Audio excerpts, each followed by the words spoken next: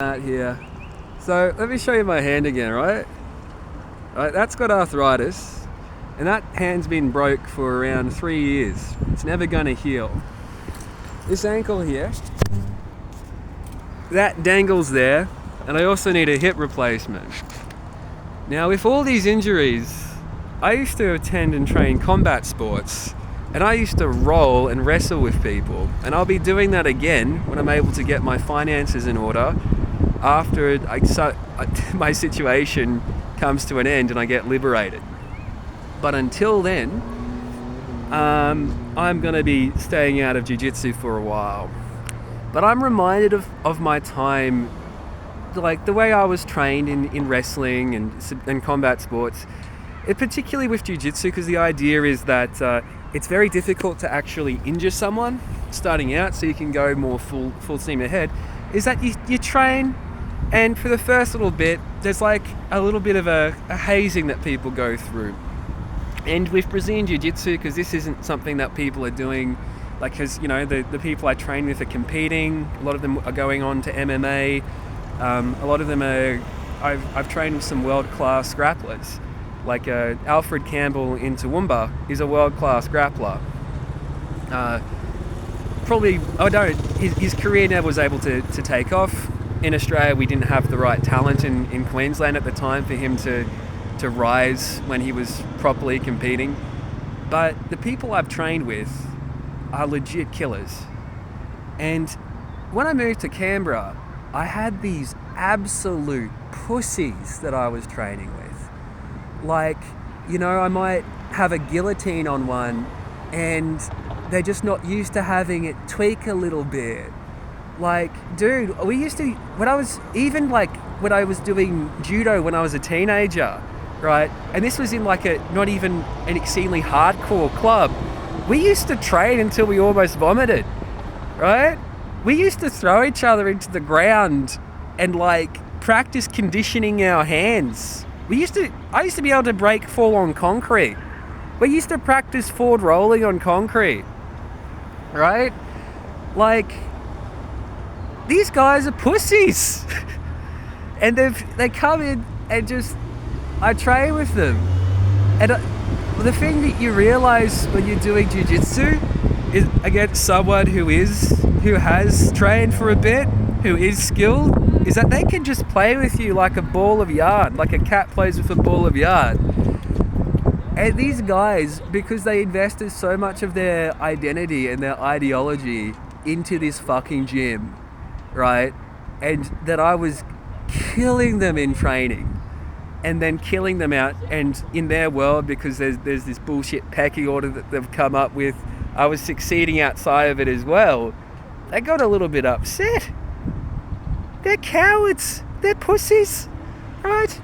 Like, my hand was literally broken and I was training, and they're complaining that I might have cracked the guillotine by accident when I'm not actively trying to hurt them.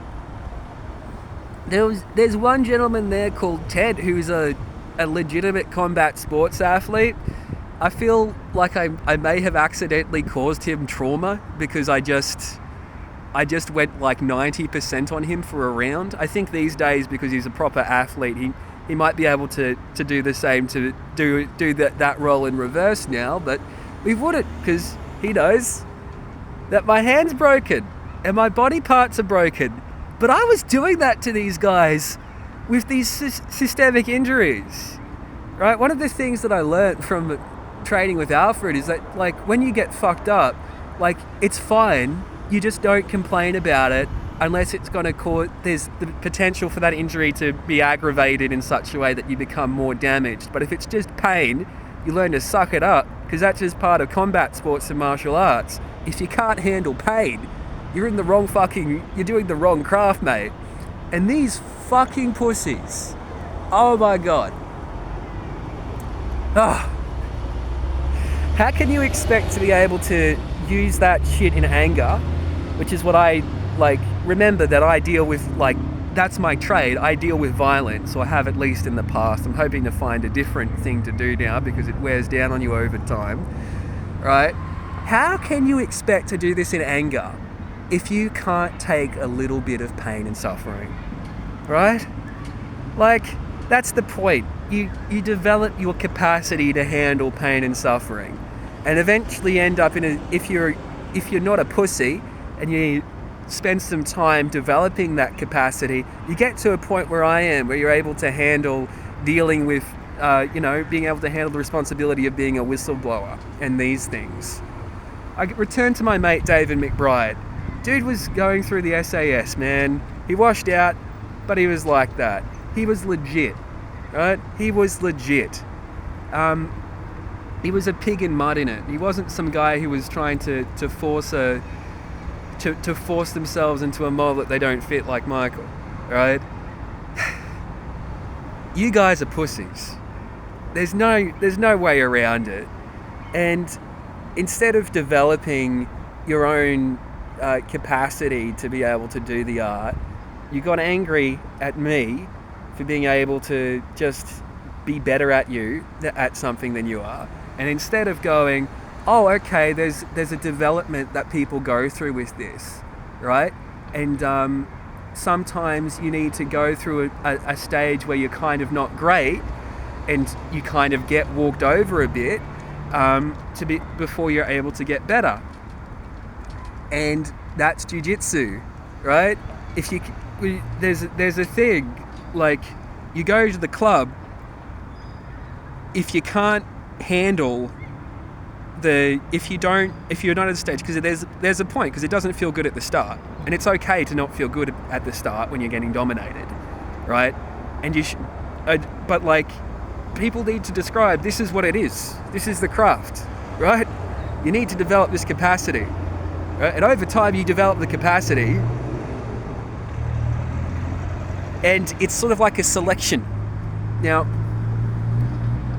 I think Michael was more interested in having a cult than he was in in training martial artists. It's not taught as a combat sport at his gym. It's taught as a hobby craft for public servants. But I'm cut from a different cloth to you guys, and I've demonstrated it over and over again. And yeah, no, you're pussies. It's as simple as that.